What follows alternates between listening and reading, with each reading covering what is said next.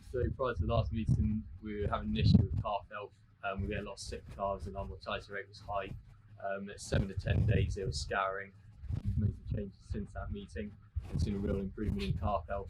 So the improvement since the last meeting we've made is we introduced these gale breakers to the front of this calf shed, which has improved the environment for the calves inside.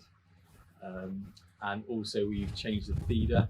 We were using a 5-bar feeder before, it just pulled all the milk together, and now we've gone to a wide L feeder with individual compartments. So we know definitely that each calf's getting its total amount of milk, which we've seen good response from. The calves are growing better in the calf health. Other improvements are the hay racks. The smaller calves, we're using some hay racks that had little squares on it, and the calves are finding hard to pull straw through.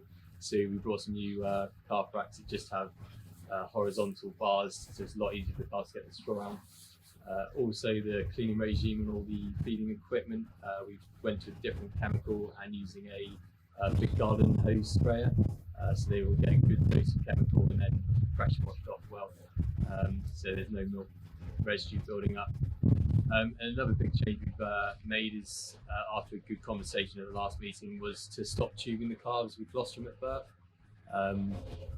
Because of the scours, we were tubing a lot. I was very keen to tube as much as possible to get as much colostrum into them, but we've totally taken a back step from that, which has seemed to eradicate all the scours. I'm not sure if that's because we were doing damage when we put the tube in, or if it was leading on from today's meeting, what Jim was saying about the calves not feeding, get enough energy, because where we were tubing, the calves wouldn't then go onto the teat feeder for about 24 hours.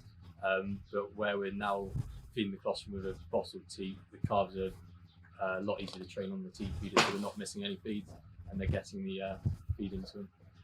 The calves, this 7 to 10 scour we were getting has pretty much disappeared since the last meeting, since we've made these changes. And from that, we've just seen a massive knock-on improvement in calf health. The calves are growing better. Also with the individual compartments, we know they're getting what they need to. So the calves are going on a lot better. We were weaning it 3 months before because I knew we were getting that dip in growth from the scour.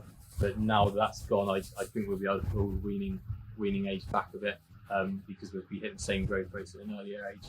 The piece on colostrum Jim did, I thought was really interesting, not just focusing on the antibodies, but the fat content of the milk and getting the fat and energy into the calves is just as important as the antibodies.